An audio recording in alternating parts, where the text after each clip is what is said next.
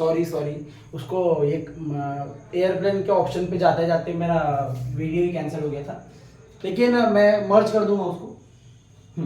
तो बोलो भाई क्या बोला मैंने, मास जो होता है इट डिपेंड्स ऑन वेलोसिटी। ठीक है, मास कैसे वेलोसिटी पे डिपेंड करता है आपको देखो, आपने रिलेटिविटी थ्योरी सुनी होगी, है ना? अरे सुना है क्या? अल्बर्ट आइंस्टाइन की रिलेटिविटी थ्योरी सुनी होगी, जिसमें मास का एक फॉर्मूला लिखा गया था, mass is equal to m0 √1 minus v square by c square. ये कभी ना कहीं पे आपने पढ़ा होगा, स्पेशली सीबीएसई वाले ये पढ़ते पहले चैप्टर में दिया हुआ है मेजरमेंट में।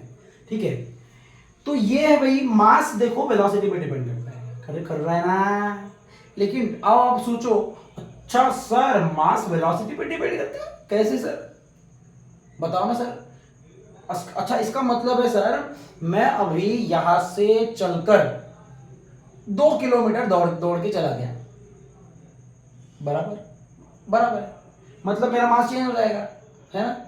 अरे हाँ होता है, लेकिन हम कंसीडर नहीं करते हैं उसको। हम कंसीडर करते हैं क्या? अब कुछ लोग सोच रहे होंगे सर मैं 1 2 3 महीने तक भागूंगा तो मैं तो पतला हो ही जाऊंगा। अरे वो बात की बात है, वो अलग है।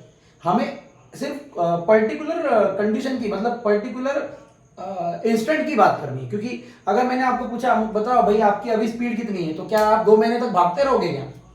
और 2 महीने तक भाग रहा हूं मैं, फिर मैंने 2 महीने के बाद पूछा बताओ आपकी पहले स्पीड कितनी थी, तब की स्पीड बता पाओगे क्या? नहीं। आप अभी की स्पीड बता सकते हो। तो इसीलिए जस्ट अभी वाली कंडीशन में जो बोला जा रहा है मास कभी चेंज नहीं होता है, एक्चुअल में वो होता है लेकिन कंसीडर नहीं करते। उसका रीजन भी है। देखो मुझे एक बात बताओ, यहां पे c क्या है पता है? It is a speed of light, जो कि आपको भी पता है कितना होता है, 3 × 10⁸ मीटर पर सेकेंड। मतलब वो जाता है कितना किलोमीटर? 3 लाख। अगर मैं बोलूं इसको तो मैं ऐसा लिख सकता हूं 3000 × 10⁵ किलोमीटर पर सेकेंड, मतलब इतना। 3 × 10⁵ किलोमीटर पर सेकेंड मतलब कितना हो गया? 30 लाख हो गया क्या? 1 10 100 1000 10,000 लाख। हाँ ये हो जाएगा लाख, 3 लाख, 30 लाख किलोमीटर एक सेकंड। कितना जाएगा भाई? वो छोड़ो ना, ये ध्यान रखो ये। ठीक है, किलोमीटर में निकाल ही लेते ना। ये हो जाएगा ऐसा कुछ तो भी 5 0 आएंगे, किलोमीटर पर सेकंड। 1 10 100 1000 10,000 लाख, 1 लाख 3 लाख ही तो आएगा भाई, कुछ भी बोलते रहते। 3 लाख किलोमीटर पर सेकंड।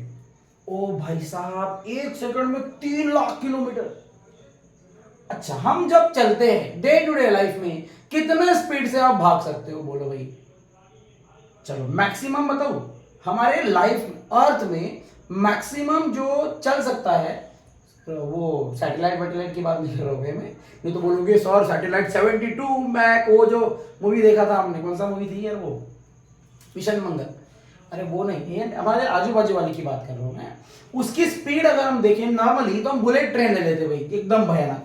वो जा सकता है 400, मैं इतना हो नहीं पॉसिबल नहीं, लेकिन कंसिडर करते हैं किलोमीटर पर आवर। लेकिन एक घंटे में अगर मैं इसको मीटर पर सेकंड में कन्वर्ट करना चाहूँ तो आपको भी पता है किलोमीटर पर आवर को बड़े यूनिट को छोटा करना है, तुम्हारा आंसर आएगा 5/18। अरे आएगा कि नहीं आएगा? इसको अगर हम सॉल्व कर लेते हैं अप्रोक्सीमेटली 20 ले लो, इसको 0 0 कैंसिल, 20 2 5 मतलब 100, लगभग अप्रोक्सीमेट 100 मीटर पर सेकेंड। कितना जा सकते हैं? 100 हमारे डे टू डे लाइफ में। अब मुझे बताओ, ये अगर मैं यहां पुट करूं और ये अगर यहां पुट करूं 3 × 10⁸ कट हो जाएगा, बचेगा 6 -6, मतलब आंसर आएगा 0.0000 कुछ तो भी, और एक जीरो। अरे बोलो भाई, ये वाली वैल्यू लगभग 0 के आसपास है। और सोचो अगर मैं इसका स्क्वायर भी ले लूं तो ये तो और भी छोटी हो जाएगी। अरे हो जाएगी ना, मतलब इसकी वैल्यू लगभग क्या है? 0 ही है। तो डिनोमिनेटर में √1 - 0 तो 1 ही आएगा ना। इसीलिए ये दोनों मास को इक्वल कंसीडर किया जाता है। ये पता है कौन सा मास है? It is rest mass. जब हम मूव नहीं करेंगे तो वो वाला मास है ये। ठीक है, तो ये मास और ये मास दोनों इक्वल हो ही जाएंगे, क्योंकि हम इस वेलोसिटी को इससे कंपेयर नहीं कर सकते। ये बहुत ज्यादा कम है as compare to speed of light. अरे हाँ है ना, इसीलिए डे टू डे लाइफ में सोचो ना। अब देखो नॉर्मली अगर समझ लो आप यहां सुबह उठे, है ना, ये मजे से उठे और रात में सो गए, तो बराबर ऐसे सुबह उठते हैं रात में सोते हैं, सही है। लेकिन सोचो मैंने बोला अगर आप जब सुबह उठे और रात में जब सोए, इनके बीच में क्या कभी आपका मास चेंज हुआ था? तो कुछ लोग बोलेंगे कि हाँ सर हुआ था। कैसे? सर मैं जब सुबह मतलब छोड़ो, जब सर 12-11 जब बज गए थे तो सर मैं कुछ खा रहा था, तो जब मैं खाया होगा तो वो फूड का कुछ तो मास होगा सर, मेरे पेट में जब चला जाएगा तो मेरा मास तो चेंज हो जाएगा सर, मास बढ़ जाएगा। अरे हाँ बराबर है, मास बढ़ गया, लेकिन उसको कंसीडर नहीं करना है। डे टू लाइफ में क्यों नहीं कंसीडर करते हैं? क्योंकि हम जब चलते हैं तो ये वेलोसिटी इसके कंपेरेबल नहीं होती है, इसीलिए दोनों मास लगभग इक्वल हो जाते हैं। अरे हाँ या ना, कंसीडर उतना सा कंसीडर नहीं करना, क्योंकि वो जो बड़ा होगा मास वो कंपेरेबल नहीं है हमारे बॉडी के भी मास बोल सकते हैं हम ऐसे। ठीक है, तो ये प्रॉपर्टी है भाई, मास जो है वो वेलोसिटी पर डिपेंड करती है और लेकिन चार्ज नहीं करती है। ठीक है, मतलब charge does not depends upon velocity, याद रखना भाई, बहुत ही अच्छी बात है ये। ठीक है क्या? तो ये आप अगर आप चाहो तो काम का नहीं है, वैसे ऐसे ही बता दिया मैंने, खुशी मेरी खुशी के लिए। चलो तो हम शुरू करते हैं, हमारी प्रॉपर्टीज वगैरह सब हो गई है। अब हम इलेक्ट्रोस्टैटिक का थोड़ा कॉन्सेप्ट स्टार्ट करते हैं। बहुत ज्यादा बोर हो रहा है मुझे पता है आप लोगों को, लेकिन नहीं हो रहा होगा तो प्लीज वीडियो को कंटिन्यू में रखना। अगर हो रहा होगा तो आपको आधा घंटा फिर आधा घंटा अलग अलग देखना है। ठीक है, चलो शुरू करते हैं भाई। अभी काम की बातें। पहली बार हमने तुमको देखा, इलेक्ट्रोस्टैटिक्स। अरे यार इलेक्ट्रोस्टैटिक नहीं यार, अभी तो चालू किया था। इलेक्ट्रोस्टैटिक बता दिया ना मैंने, इलेक्ट्रोस्टैटिक क्या होता है। चलो स्टार्ट करते हैं। इलेक्ट्रोस्टैटिकी है ना, इलेक्ट्रोस्टैटिकी टिक्की इलेक्ट्रोस्टैटिक्स। ठीक है, अरे भाई इसमें जो काम की बातें पहले हम पढ़ रहे थे, डायरेक्ट गॉस थ्योरम पे नहीं आएंगे। ठीक है, और कुछ छोटी छोटी चीजें हैं जैसे कि इलेक्ट्रिक फील्ड। इलेक्ट्रिक फील्ड क्या होता है सर? डेफिनेशन नहीं आएगा, सिर्फ समझना है। सर आपने कभी मैग्नेट के बारे में पढ़ा है क्या?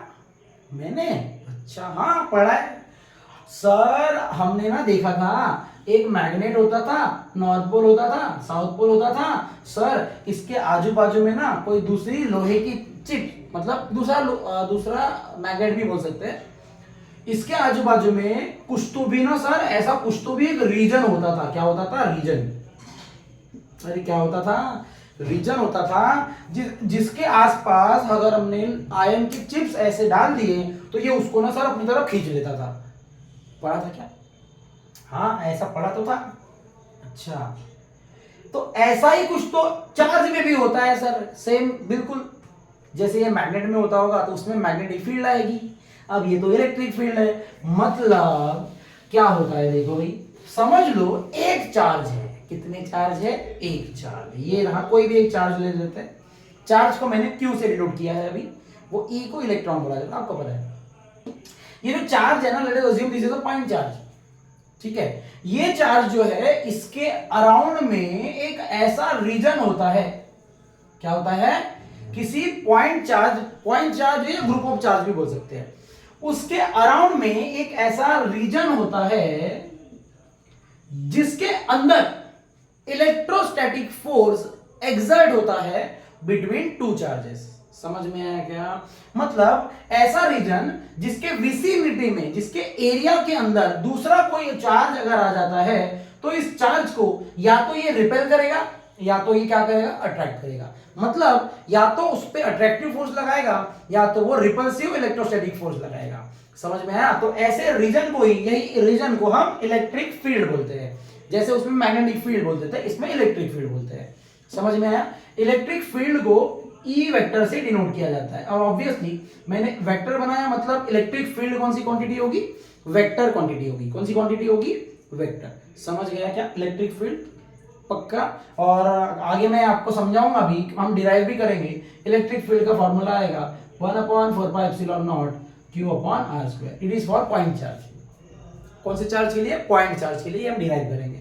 ठीक है, अब गॉस कल पढ़ेंगे, क्योंकि गॉस थ्योरम आज पढ़ाऊंगा, कल एप्लीकेशन पढ़ेंगे इसका। ठीक है, तो इलेक्ट्रिक फील्ड समझा, ऐसा रीजन जिसके विसिनिटी में, जिसके एरिया में कोई दूसरा चार्ज अगर आता है तो वो चार्ज और ये चार्ज दोनों के बीच में अट्रैक्टिव या रिपल्सिव फोर्स एग्जिस्ट करेगा या आएगा। ठीक है, दिस इज इलेक्ट्रिक फील्ड। चलो अच्छा, ऐसी बात है सर, मतलब तो दूसरा क्या काम का है सर, वो है इलेक्ट्रोस्टैटिक फोर्स, इसको एफ ई बोल दो, ये भी वेक्टर क्वांटिटी है। ठीक है, अच्छा इलेक्ट्रोस्टैटिक फोर्स क्या है sir, simple, the force of attraction और repulsion. Gravitation only attractive force था, लेकिन electrostatic force is attractive as well as repulsive force. ठीक है, तो फोर्स ऑफ अट्रैक्शन और repulsion that exist between two charges, minimum two charges, दो से ज्यादा भी हो सकते हैं, लेकिन याद रखना एक चार्ज और दूसरे चार्ज के बीच का जो फोर्स होगा ये तीसरे चार्ज की वजह से चेंज नहीं होगा। वो मैं प्रॉपर्टी बता दूं क्या, वो भी मजा आएगा क्या, छोड़ो यार जाने दो। बोलो इलेक्ट्रोस्टैटिक फोर्स क्या होता है, फोर्स ऑफ अट्रैक्शन और repulsion between any two charge, between any two charge. जैसे अभी बताया था मैंने भी, ये एक चार्ज है ऑलरेडी, इसके अराउंड में क्या है बोलो, इसके अराउंड में क्या है, एक इलेक्ट्रिक फील्ड है, एक रीजन है। अब ये देखो ये चार्ज आया आया आया, मैंने क्या किया, ये ऐसा चार्ज पकड़ा, ये बूम बूम, जैसा यहाँ रखा और छोड़ दिया, तो ये इसको हो सकता है या तो अट्रैक्ट करे या तो क्या करे, रिपल। चार्ज को पकड़ नहीं सकते, मैंने एग्जांपल दिया। ठीक है, उसके लिए कुछ इंस्ट्रूमेंट्स होते हैं, जैसे इलेक्ट्रॉन गन, इलेक्ट्रॉन गन से इलेक्ट्रॉन को फायर किया जाता है, डुचूम। ठीक है, क्या बोला भाई, समझा इलेक्ट्रोस्टैटिक फोर्स। याद रखना ये फॉर्मूला आपको काम आएगा, बहुत जगह काम आएगा।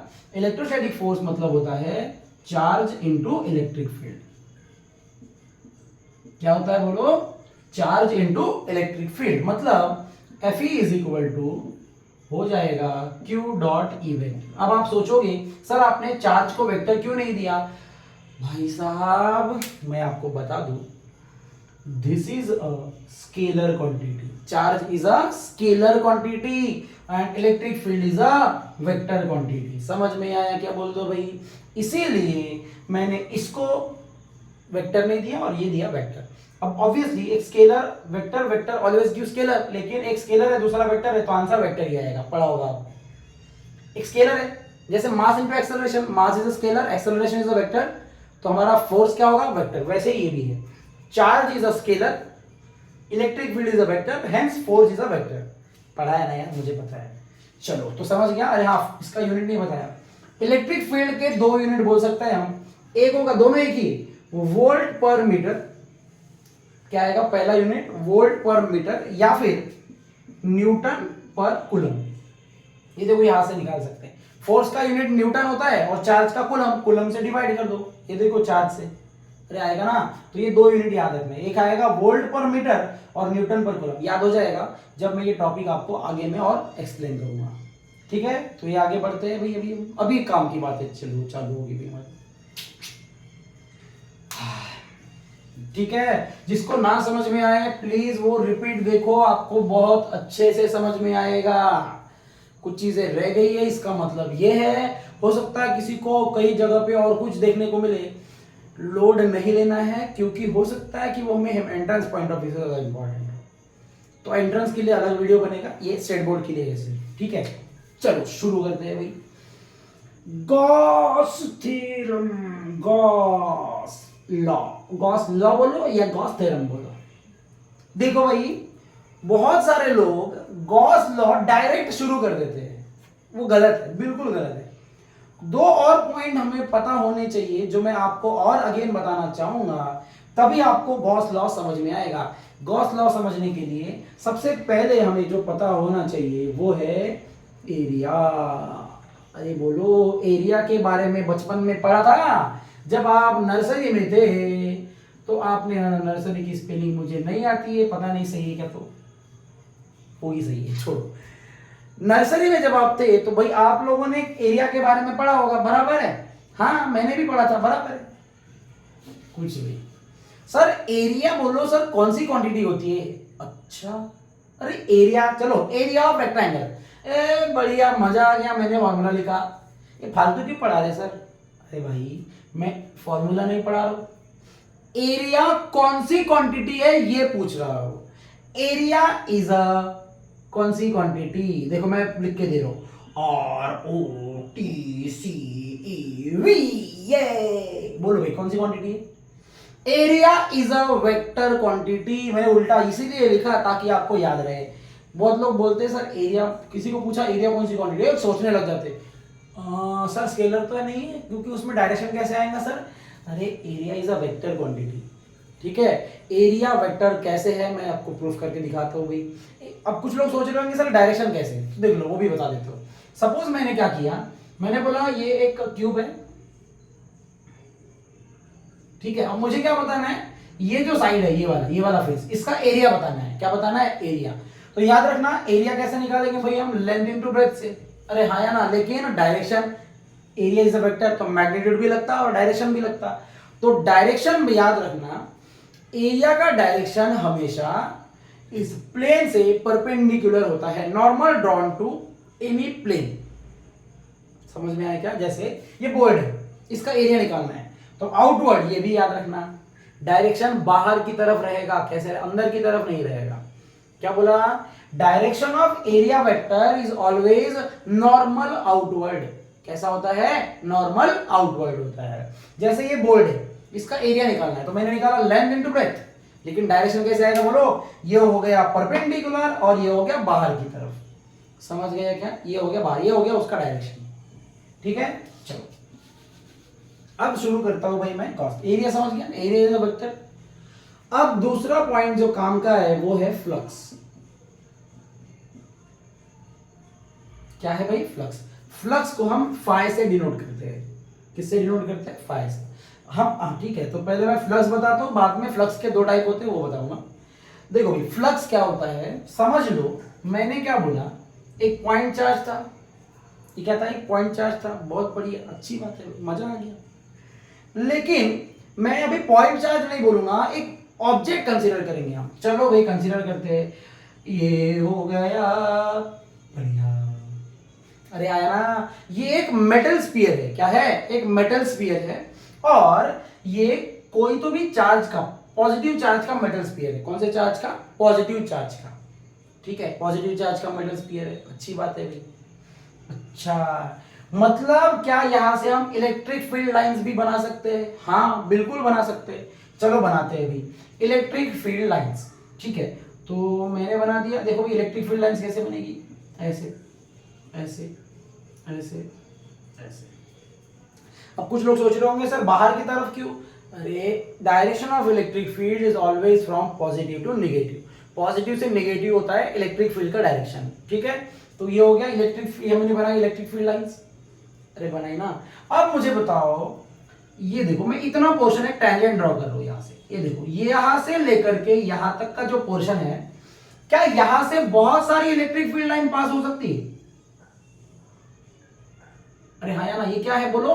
This are number of electric field lines. क्या है? This are number of electric field lines, जो कि देखो या थोड़े से सरफेस एरिया से परपेंडिकुलर डायरेक्शन में पास हो रही है।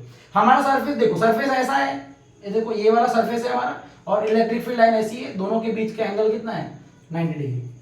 अरे नहीं, क्या है देखो ना, सरफेस बोले तो ये पूरा यही तो सरफेस है भाई हमारा, और थोड़ा सा एरिया कंसीडर किया तो ये हो गया सरफेस यहां से यहां तक, और यहां से ये हो गया लाइन। दोनों के बीच का एंगल 90 डिग्री है। मतलब जितनी भी number of electric field line किसी सरफेस से परपेंडिकुलरली पास होती है, उसी electric field number of, total number of electric field lines को हम फ्लक्स बोलते हैं। क्या बोलते हैं? फ्लक्स। फिर से एक बार देखो, डेफिनेशन बहुत बढ़िया है इसका। टोटल नंबर ऑफ, देखो इसका मतलब total number of electric field lines, total number of electric field lines passing normally through given surface area। अरे बोलो समझ में आया क्या? बहुत ही सिंपल और इजी डेफिनेशन, गूगल में नहीं मिलेगी, बहुत सिंपल डेफिनेशन है, ठीक है। टोटल नंबर आप गूगल मार सकते हो, इलेक्ट्रिक फ्लक्स, इस ऐसा डेफिनेशन नहीं मिलेगा। ऐसा एक काम करना, ये ना पुट करके ये डालना, तो आपको देखो कैसे क्या बोलेगा, इलेक्ट्रिक फ्लक्स ही बोलेगा। बोलो क्या बोला? Total number of electric field lines passing normally through a given surface area. समझा? ये देखो हमने क्या पास किया बोलो, total number of electric field line pass किया। कहां से, कैसे पास किया? पासिंग नॉर्मली मतलब परपेंडिकुलरली पास किया। कहां से? Through a given surface area, यहां से। अरे समझ में आया क्या? और इसका फॉर्मूला देखो कैसे होता है, मैं प्रैक्टिकली समझाता हूँ, समझ लो। हमने एक वायर कंसीडर किया, या फिर वो वाला सरफेस ही ले लेते हैं, ये थोड़ा सा सरफेस हमने कंसीडर किया। अब बोलो यहाँ का अगर मुझे एरिया बताना है, एरिया का मैंने डायरेक्शन कैसे बताया था? Outward perpendicular, outward normal. तो बोलो भाई एरिया का डायरेक्शन ऐसे ही आएगा। अगर मैं इसको ds बोल देता हूँ, क्या बोल देता हूँ? ds। What is ds here? Area vector. ds क्या है? एरिया वेक्टर, ठीक है। और सपोज मैंने बोला हमारा इलेक्ट्रिक फील्ड इससे परपेंडिकुलर नहीं है, कुछ एंगल बना के जा रहा है, चलो बना लेते हैं भाई। ये हो गया एंगल थीटा, और इसको मैं लिख देता हूँ इलेक्ट्रिक फील्ड ई वेक्टर, ठीक है। अब ये इसके साथ एंगल बना रहा है तो कॉस कंपोनेंट आएगा, ये पढ़ा है हमने। अरे इसको अगर मुझे देखो, मुझे एक बात बताओ, ये इलेक्ट्रिक फील्ड लाइन हमेशा परपेंडिकुलर होनी चाहिए सरफेस से। ये हमारा सरफेस हो गया, और ये हो गया 90, मतलब इसको किधर लाना है हमें? इधर। तो रिजॉल्व करना पड़ेगा ना, तो कॉस कंपोनेंट नहीं आएगा क्या इसका? समझ में आ रहा क्या? फिर से एक बार, हमें इलेक्ट्रिक फील्ड लाइंस को इससे परपेंडिकुलर बनाना है, तो ये जो लाइन है इसको मुझे यहां पे लाना पड़ेगा, तभी तो 90 होगा। मतलब यहां पे इसका कंपोनेंट आएगा ई वेक्टर कॉस थीटा। अरे आएगा कि नहीं आएगा बोल दो भाई। और यही है हमारा मल्टीप्लीकेशन फाई का। तो बोलो भाई फाई का फॉर्मूला क्या बनेगा? E dot ds। क्या बनेगा बोलो? E dot ds। अरे बोलो क्या दोनों वेक्टर क्वांटिटी है? हाँ, वो बैल कहते हैं, वैसे ही मैं भी कर रहा हूं, लेकिन मैं हूं नहीं। हाँ, क्या बोला? दोनों वेक्टर है, तो बोलो क्या फ्लक्स स्केलर होना चाहिए? बिल्कुल, एमसीक्यू में आ सकता है ये क्वेश्चन। फ्लक्स जो होता है, दो टाइप के फ्लक्स होते हैं, electric flux, magnetic flux. Flux is a scalar quantity, क्योंकि ये दोनों का डॉट प्रोडक्ट होता है, डॉट प्रोडक्ट हमेशा स्केलर होता है। हाँ या ना? बराबर, ठीक है। तो समझ गया फ्लक्स। फ्लक्स दो टाइप के होंगे, इलेक्ट्रिक फ्लक्स, मैग्नेटिक फ्लक्स। इसमें आएगा इलेक्ट्रिक फील्ड लाइन, उसमें आएगा मैग्नेटिक फील्ड लाइन। डेफिनेशन दोनों का सेम, ठीक है। बोलो भाई एरिया कौन सी क्वांटिटी है? वेक्टर। फ्लक्स बोलो क्या होता है? Total number of electric field line passing normally through a given surface area. ये तो प्रैक्टिकली समझ गया होगा आपको कि भाई एक एरिया है, वहां से लाइन जा रही है बहुत सारी, और वो सरफेस एरिया से परपेंडिकुलर जा रही है, जितनी लाइन जाएगी उतना ज्यादा फ्लक्स। अरे हाँ या ना? बराबर है। और ये फॉर्मूला भी समझ में आ गया होगा। अगर वो परपेंडिकुलर नहीं जा रही होगी तो उसको परपेंडिकुलर लेके जाने के लिए हमें कॉस कंपोनेंट लेना पड़ेगा, और इनका ही डॉट प्रोडक्ट होता है भाई, क्योंकि डॉट प्रोडक्ट में कॉस कंपोनेंट आता है, आपने पढ़ा होगा। अरे पढ़ा कि सॉरी, ऐसे आएगा, वेक्टर नहीं आएगा। अरे डॉट प्रोडक्ट में क्या आता है बोलो? डॉट प्रोडक्ट में कॉस आता है ना, इसको सॉल्व करें तो ऐसे ही तो आएगा, ये ई ds कॉस थीटा आएगा ना। तो ये फॉर्मूला याद रखना भैया, ठीक है। समझ गया फ्लक्स भी। अब हम चालू करें गॉस लॉ, पक्का। मैं अभी फिलहाल गॉस लॉ ही पढ़ाऊंगा, इसका एप्लीकेशन हम कल पढ़ेंगे, ठीक है। तो बेसिक जो है आज जो मैंने आपको पढ़ा है सारा बेसिक याद रखना है, तभी कल आपको बहुत मजा आने वाला है, ठीक है। तो मैं गॉस लॉ समझा देता हूँ बस अभी, ये आप लिख के रख लो कॉपी में आप, ठीक है। हो गया? अब स्टार्ट करते हैं गॉस लॉ। देखो भाई गॉस लॉ क्या बोलता है? Gauss law, Gauss law, Gauss law. देखो क्या बोलता है गॉस लॉ। सपोज मैंने क्या किया, एक सरफेस एरिया कंसीडर किया, एनक्लोज सरफेस एरिया, ठीक है। और इसके अंदर में कुछ चार्जेस कंसीडर किए। ये हो गया एक चार्ज +1 कूलम, ये हो गया +2 कूलम, ये हो गया +3 कूलम, ठीक है। और सेंटर से ये कुछ तो भी डिस्टेंस पे रखे हुए हैं, हमें कोई मतलब नहीं है उससे, ठीक है। बोलो आगे। और कुछ तो भी चार्ज यहाँ पे +4 कूलम, ये -5 कूलम, ऐसा कुछ रखा हुआ है। तो गॉस लॉ क्या बोलता है? पढ़ू, देखो क्या बोलता है, यहां पढ़ रहा हूं मैं। टोटल इलेक्ट्रिक फ्लक्स, कौन सा फ्लक्स, टोटल इलेक्ट्रिक फ्लक्स और क्लोज सरफेस, क्लोज सरफेस के अंदर में जितने भी टोटल इलेक्ट्रिक फ्लक्स होगा, वो जो magnetic field lines, electric field lines की बात हो रही है, total electric flux over close surface, over a close surface is always equal to 1 upon permittivity times total charge enclose by that surface. ठीक है, फिर से स्टेटमेंट बहुत पढ़ लो, काम आ सकता है, चांसेस नहीं है क्योंकि 11th का पोर्शन है। देखो क्या बोल रहा है, देखो टोटल इलेक्ट्रिक फ्लक्स को हमने क्या बोला था, बोलो, अभी बोला था फाई ई, और इसका फार्मूला क्या था, बोलो ई डी एस। अरे हाँ या ना, और इसको अगर इंटीग्रेशन में दे दो, दे सकते हो आप इंटीग्रेशन क्लोज सरफेस। ये जो है ना बनाया, ये क्लोज सरफेस को बता रहा है, किसको बता रहा है, क्लोज। ठीक है, देखो बोला ये इलेक्ट्रिक फ्लक्स है और ये क्लोज सरफेस, तो total electric flux over a close surface is always equal to 1 divided by permittivity of free space, मतलब इप्सिलॉन नॉट की बात हो रही है, किसकी बात हो रही है, इप्सिलॉन नॉट।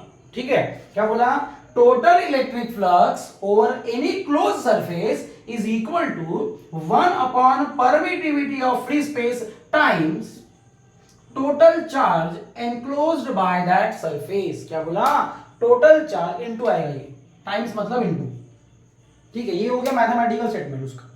बोलो क्या बोला फिर से, total electric flux over any close surface is equal to 1 upon permittivity of free space times total charge enclose by that surface. समझ में आया क्या, मतलब हमें वही वाले चार्ज इलेक्ट्रिक फ्लक्स के लिए कंसीडर करने हैं जो इस क्लोज सरफेस एरिया के अंदर आएंगे। बोलो बात समझ में आ गई क्या, एग्जांपल देखो भाई, बोलो टोटल चार्ज करो 3 4 और 2 6, और ये तो बाहर है तो इसको लेना नहीं, तो मेरा टोटल इलेक्ट्रिक फ्लक्स बोलो कितना आएगा, टोटल इलेक्ट्रिक फ्लक्स आएगा 1 अपॉन इप्सिलॉन नॉट इनटू कितना हो गया, बोलो 6, खत्म, और आंसर आएगा 6 क्यू।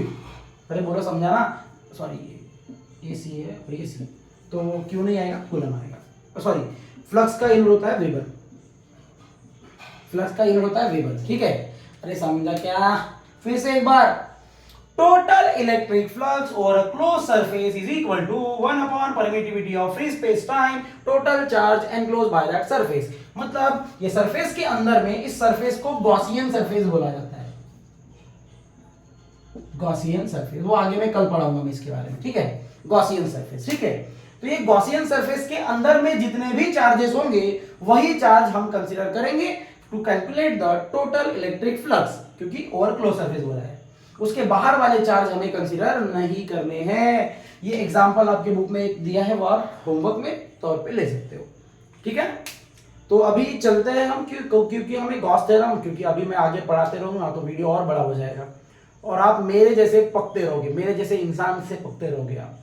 इसीलिए कल हम मिलते हैं, गॉस लॉ का एप्लीकेशन बहुत मजा आने वाला है कल, तो प्लीज ये वीडियो के बाद में सेकंड वीडियो जरूर देखना। और बस इतना ही बोलूंगा और चलता हूं मैं, bye, good night, take care.